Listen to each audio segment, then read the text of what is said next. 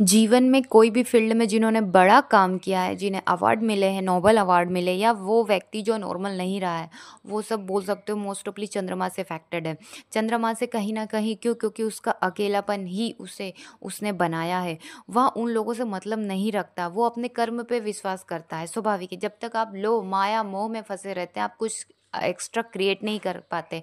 आपका जो सुख है वो ही आपको बर्बाद कर देता है। तो ये जो कैमद्रुम के बारे में आज हम बात कर रहे हैं, तो कैमद्रुम वाले वही व्यक्ति होते हैं जो फॉर्मल डीलिंग करना सीख जाते हैं। मतलब एक ठीक है, सबसे हाय हेलो ठीक है, पर क्या करना है, मुझे कहाँ फोकस करना है, ये उसका फिक्स होता है।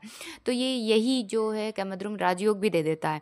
और आपने देखा होगा, जैसे ही आप सब कुछ छोड़ देते हैं मोह माया से रिलेटेड, तो आपकी लाइफ में स्वतः ये सब आपके पीछे चलने पड़ती है। मतलब जिसको नेम फेम बोलते हैं, ये सब चीज़ें, क्योंकि आपका जो दिमाग है दूसरों के दिमाग से अलग काम करता है। कैमद्रुम वाला इंसान क्या होता है, उसकी किसी के साथ जमती नहीं है। हाँ, एक फॉर्मेलिटी वो निभाएगा, वो बात करेगा, पर जरूरी नहीं कि वो सब कुछ आपके साथ बैठे उठे या आपके साथ 24 घंटे वो हैंडल करे, ये नहीं होता है। तो कैमद्रुम क्या अच्छा ही होता है या बुरा होता है? अमूमन क्या है कि बुरा लोगों ने ज़्यादा समझ रखा है। स्वाभाविक है, यदि नेगेटिव होता है बहुत बुरा रिजल्ट देता है। एक चंद्रमा ही तो है जो बर्बाद कर देता है।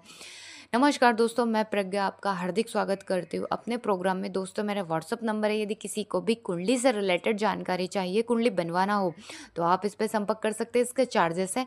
और यदि मेरा प्रोग्राम आपको अच्छा लग रहा है तो लाइक करें, शेयर करें, प्लीज़ सब्सक्राइब जरूर करें।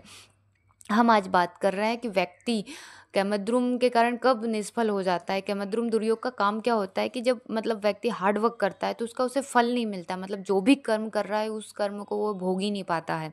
कन्फ्यूजन क्रिएट करता है। साथ ही फाइनेंशियल जो लिक्विड मनी हो तो वो भी चंद्रमा दर्शाता है, तो ये भी लॉस करवाता है। इसके साथ ही ऐसा नहीं है कि हमेशा ये लॉस ही करवाता है, ये बेनिफिट भी देता है। जो व्यक्ति हमेशा अकेला चला है या परेशान रहा है, कैमद्रुम यानी चंद्रमा, वो कहीं ना कहीं इसका रीज़न रहा है। चंद्रमा के आगे या पीछे कोई ग्रह नहीं है तब ये बहुत सारी समस्या दे देता है। खासकर तीसरा भाव में यदि अच्छा नहीं है तो फिर ये ऐसा व्यक्ति परेशान होगा, डिप्रेशन टेंशन इसको होगा, और काफ़ी हद तक ये लोग एक बार पूरा बर्बाद ही हो जाते हैं। और ऐसा व्यक्ति बोल सकते हो, यदि यही व्यक्ति अपना हॉबी पर काम कर ले तो यही चीज़ इसकी बेस्ट बन जाता है। चंद्रमा क्या है, मन का कारक है।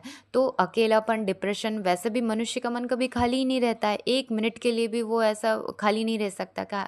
और यदि होता भी है ना, तो बोलता है कि खाली दिमाग शैतान का दिमाग। कुल मिलाकर कुछ ना कुछ तो चलता ही रहता है। इसलिए अच्छा है कि यदि आपकी कुंडली में कैमद्रुम दोष है तो फिर आप अपनी हॉबी पर काम करिए। और इसके साथ ही कुछ ना कुछ आपको कर्म हमेशा ही करते रहना चाहिए। मतलब खुद को व्यस्त रखने का यहाँ बात हो रहा है।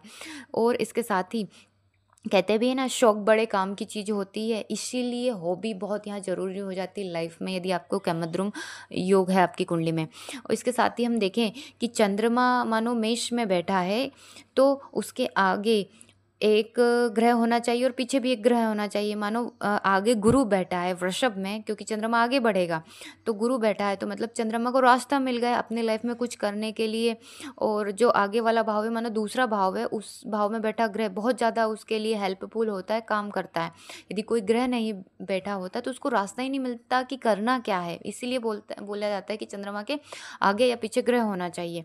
इसके साथ ही यदि हम बात कर ले, उसको हमेशा ऐसा रहेगा, यदि आप टेंशन में है, डिप्रेशन में है, तो मानो आपको ऐसा लग रहा है कि मैं किसी से बात कर लूँ, चाहे फैमिली हो, फ्रेंड्स हो, वो खाली नहीं रहना चाहता है। मतलब इंसान को सपोर्ट की ज़रूरत पड़ती है, इसीलिए चंद्रमा के आगे या पीछे ग्रह सपोर्ट का काम करता है। मानो गुरु बैठा है तो रास्ता मिल जाता है, और यदि पीछे कोई ग्रह बैठा है तो वहाँ चंद्रमा की जिम्मेदारी हो जाती है कि मुझे इसके लिए करना है, ये मेरे ऊपर भार है, ऐसा आप देख सकते हैं। यानी कि लगन से बार बार देने का भाव होता है। इसलिए हमेशा 12वां भाव बोलते हैं ना, लॉस का होता है। तो चंद्रमा के यदि पीछे ग्रह है तो वो जिम्मेदारी बन जाती है कि व्यक्ति का काम करना है, तो मन को हमेशा सपोर्ट की ज़रूरत पड़ती है, तो इसलिए वो उसकी जिम्मेदारी हो जाता है। यहाँ माना जाता है कि राहु, केतु और सूर्य चंद्रमा के सेकंड भाव में हो, मतलब आगे या पीछे हो, तो कैमद्रुम दोष माना जाता है। पर आजकल ऐसा नहीं है, क्योंकि काल परिस्थिति के अनुसार ये चीज़ें बदल जाती है। मानो राहु बैठा है तो वो क्या करता है, वो इलेक्ट्रॉनिक मीडिया है। यदि यही इंसान कैमद्रुम से ग्रसित है है और राहु उसके आगे बैठा है, मान लो चंद्रमा मेष में है और दूसरे भाव में यानी आगे बढ़ेगा तो वृषभ में आएगा, वृषभ में यानी राहु बैठा है, तो फिर क्या करेगा वो, इस यदि वो फ़ोन यूज़ करता है, फ़ोन भी एक राहु को ही रिप्रेजेंट करता है, तो हो सकता है वो कोडिंग सीख ले, एआई का ज़माना है वो करे, सॉफ्टवेयर से रिलेटेड करे, यदि पॉजिटिव है तो इसी फील्ड में वो अपना बेस्ट कर लेगा और अपना नाम कमा लेगा, और नेगेटिव है तो स्वाभाविक है राहु पागलपन दे देगा बहुत ज़्यादा। तो जिस भी फील्ड में व्यक्तियों ने बड़े काम किया है ना, वो सब चंद्रमा वाले वाले होते हैं। मतलब यदि आप कहीं ना कहीं आपके मन को यदि कंट्रोल कर लेते हैं, तो यही जो लाइफ है या यही जो चंद्रमा है वो आपको बेस्ट रिजल्ट देता है आपके। धन्यवाद दोस्तों।